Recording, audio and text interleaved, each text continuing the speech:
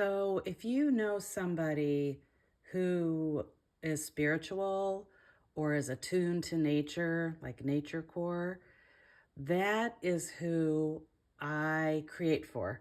I think of my gifts that I make as Zen aesthetic, artisan designed gifts.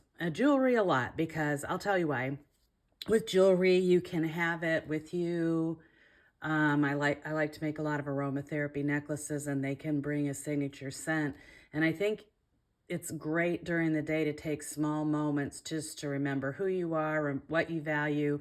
Zen means enlightenment, so whatever helps you clarify.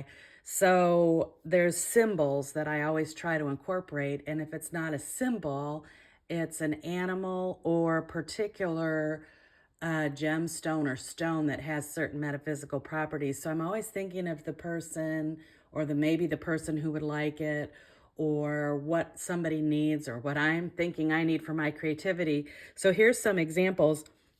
The Hamsa is a hand of protection, and I love that as a motif in jewelry. Also, the zodiac mugs that I have. The lotus flower is another one that I love to use. Um, and other sort of spiritual entities, goddesses like Kuan Yin or the Venus of Willendorf. I love the moon and the stars, so I incorporate that. Or I use some of the most sumptuous stones like this opalite, which I realize is man-made, but it is just the most luminescent, shimmery. Or for those people who are more purists, like rose quartz, like this one, is something that they might value. I mean, I also love dragons and fantasy and unicorns and mermaids because they sort of call your fun self, feed your inner child. So I like to use those. I love color and pendants, and there's certain, I guess you'd call them witchy type vibe things, like when you say you have a familiar, a favorite animal, which I guess I don't really have any of my animal earrings, but I have so many wonderful, like recently I've loved elephants. So, oh, here's some cute little, these, for example, these little rose quartz elephants. So if you like elephants, there's people who identify, I guess you're not supposed to say spirit animal, that's sort of taking away from Native Americans. So your animal guide, your animal focus. I really love to think of people wearing a necklace or earrings or having a bookmark that reminds them of that little living animal that they can associate with.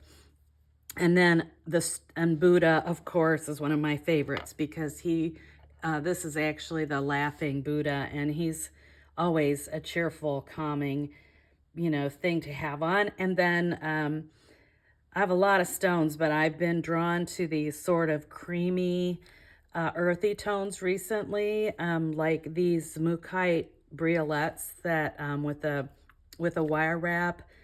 And also one of my favorite necklaces I've created recently that I haven't quite put together would be this ocean jasper. Just look at that stone.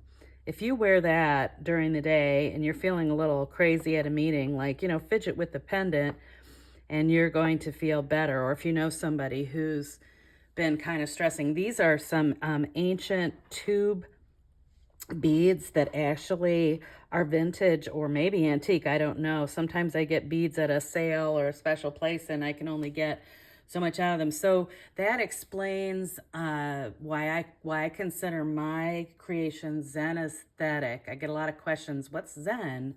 What is aesthetic even? Aesthetic just means what you appreciate. So I appreciate these enlightened type items and symbols and stones that will help you during the day or give them to somebody who helps them reflect and center.